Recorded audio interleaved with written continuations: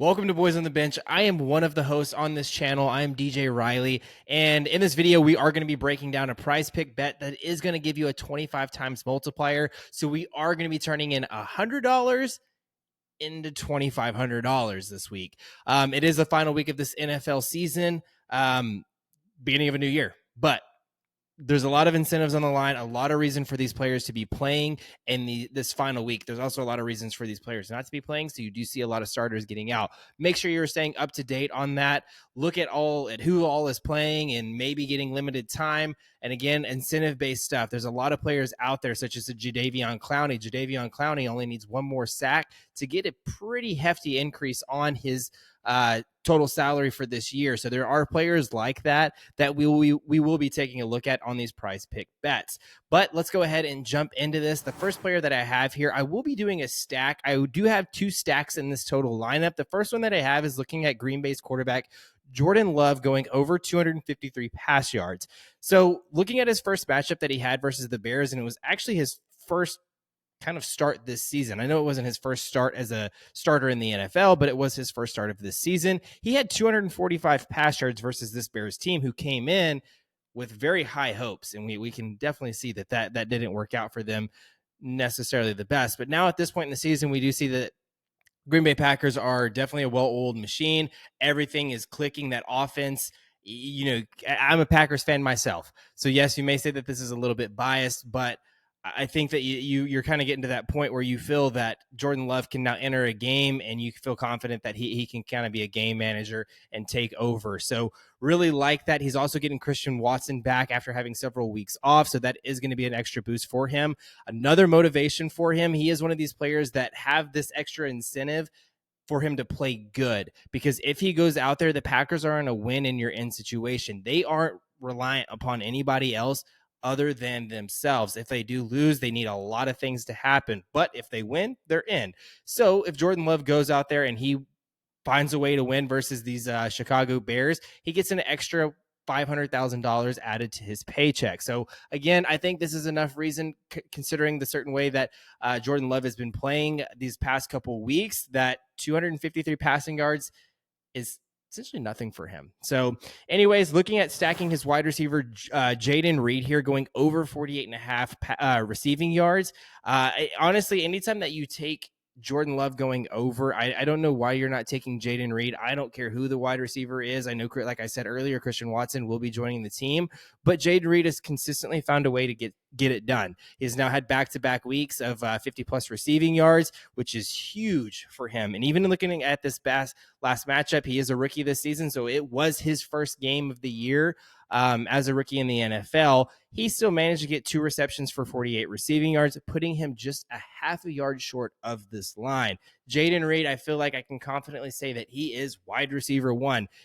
You can see Matt LaFleur, the head coach, consistently trying to find a way to get a ball in his hand, because he is a very explosive playmaker, and I do expect them to do that considering what is on the line for the Green Bay Packers this week.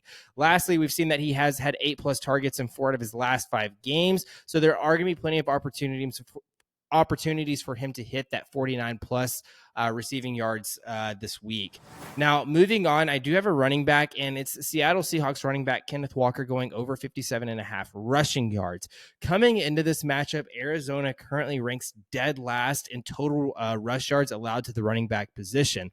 Now, I do expect Kenneth Walker to play all of this game. Seattle is in that situation where they are in the hunt. They need that Green Bay Packers to lose, and they win, and they're potentially in to the playoff hunt. So I do expect Kenneth Walker. Seahawks are going to go out there and they are playing the entire game versus this very bad Arizona Cardinals team. So because of that, he has only hit 1 time in his last 5 games, but his previous 2 weeks, he did finish at 53 yards and 54 yards, putting him just roughly 5 yards short of this line. So he was very close to hitting it in 3 out of his last 5 matchups, making him 3 of 3 in his last 3.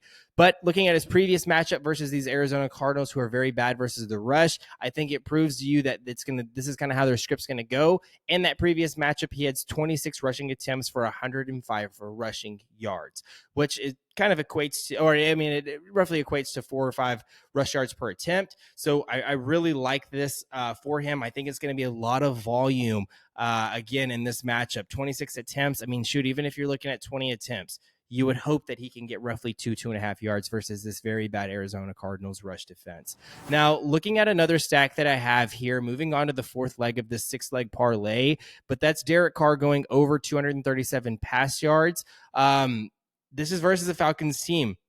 Right now, Saints are competing for that NFC South spot, for that number 4 seed. So currently, the Falcons are ranked top 10 and allowing the fewest passing yards allowed.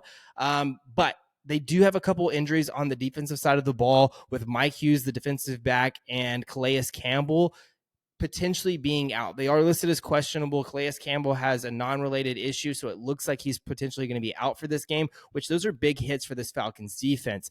Also, though, on another note, looking at Carr's last matchup versus this Falcons team, he did go off for 304 passing yards on 38 attempts. So a lot of volume in that game. 300 passing yards, 300 plus passing yards is a big deal versus this Falcons defense.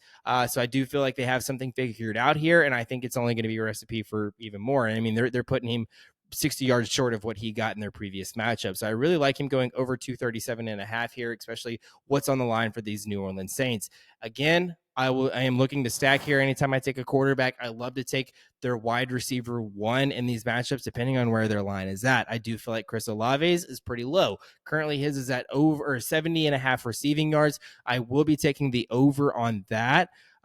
Again, looking at the previous matchup that we saw in week 12, Olave had 12 targets, 7 receptions, 114 receiving yards. So Olave, we know that the Falcons very man focused on the defensive side of the ball. Olave has been dominating man defense all year long, has a very high win rate versus man defense.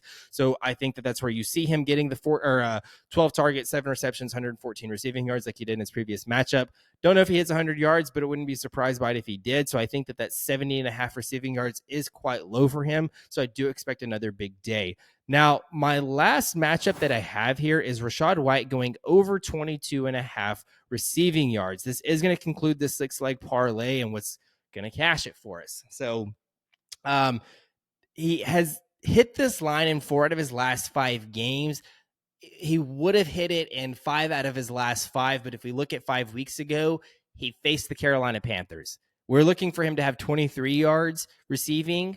He had 22 yards receiving in that matchup versus Carolina. Currently, Carolina does allow the fewest receiving yards to running backs, but I think more so than what speaks to anything is that we saw that Tampa Bay went into that game. They said, we have to get Rashad White involved into the passing game. He had 5 targets, which is second most over his last 6 weeks. So I really do like this matchup for him going into here. I know that they don't allow a ton of receiving yards, but Rashad White, they have to depend on him. They are also another team that is competing for one of these last playoff spots in the NFC. They are competing for that NFC South spot. So Rashad White is one of the most explosive players on that team. So I fully expect him to get 23 receiving yards. So anyways, this is my full list. We are looking for these 6 players to hit for this 25 times multiplier to pay out on PrizePicks. Again, if you are not using Daily Grind Fantasy, guys, make sure you are doing that, because if not, you are a step behind and you are allowing the sports books to consistently be ahead of you. What a Daily Grind does for you is they compare what PrizePick or any daily fantasy site does for you, whether you're using Underdog, PrizePicks, or anything like that, any daily fantasy site, and they compare it to major sports books. And really, they give you a projected odd on what percentage it is that it's going to hit. Really, it's highly profitable. You can look them up on Twitter. They have so many tickets coming in that are all green slips, no matter what, anywhere you look. So make sure you are checking them out. Check the link below. There is something there for you to click, and it'll give you all the information that you need. Anyways, I hope that these bets work out for you. I am looking to be on an all green slip myself, heading into the playoffs in the final week of this NFL season. I will see y'all next time.